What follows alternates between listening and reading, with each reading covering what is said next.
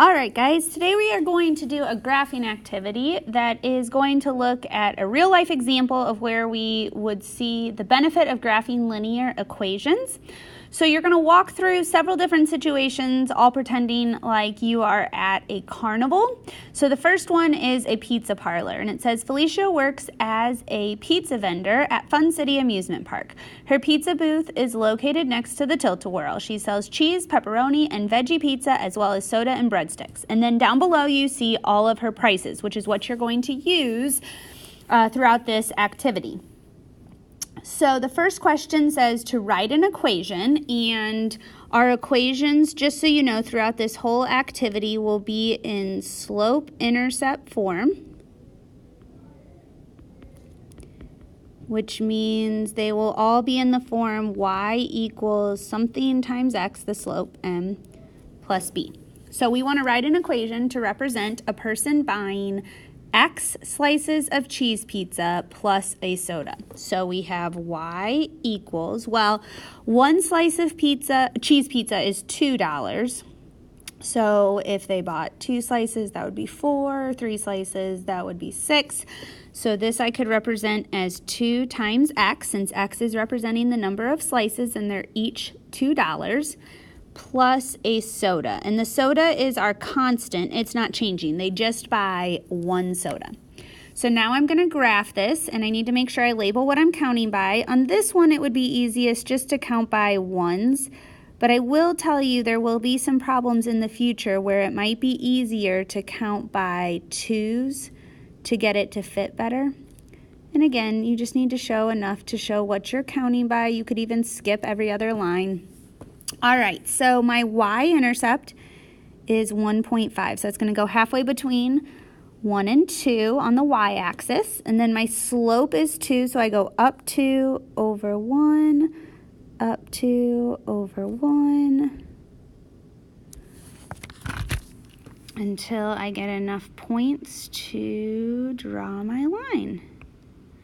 And this line really only goes on forever in one direction, because if you think you can't buy negative amounts of cheese pizza, so our line would look just like this.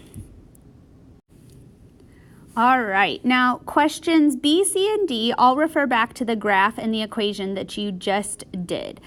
So the first question B asks, what is the slope of the line?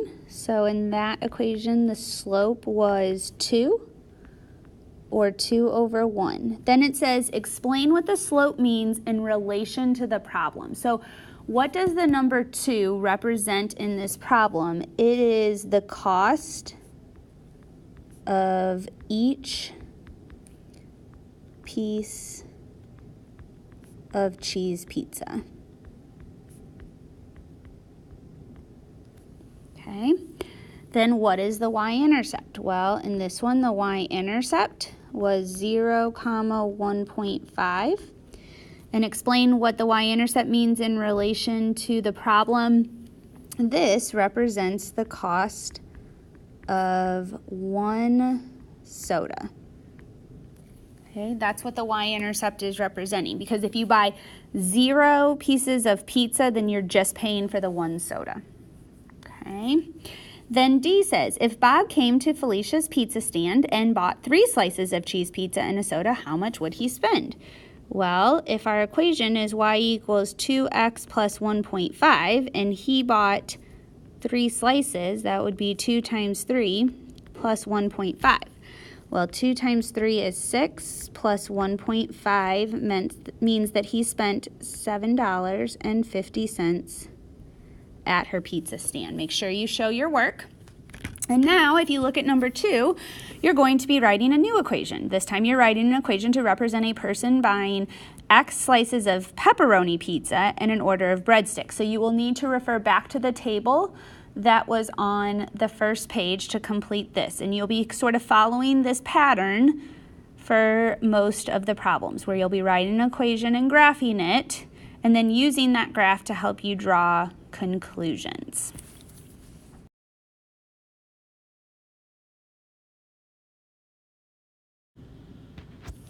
You'll notice in this packet, once you finish looking at Felicia's pizza stand, the next one is Ronnie's rentals. And so basically you're just getting a new set of information, a new set of prices, but you're still writing equations and graphing and talking about slope and y-intercept in the same way. So go ahead and continue working on this packet. And you may work with the person that you are sitting next to as long as you can stay focused and on task. Good luck.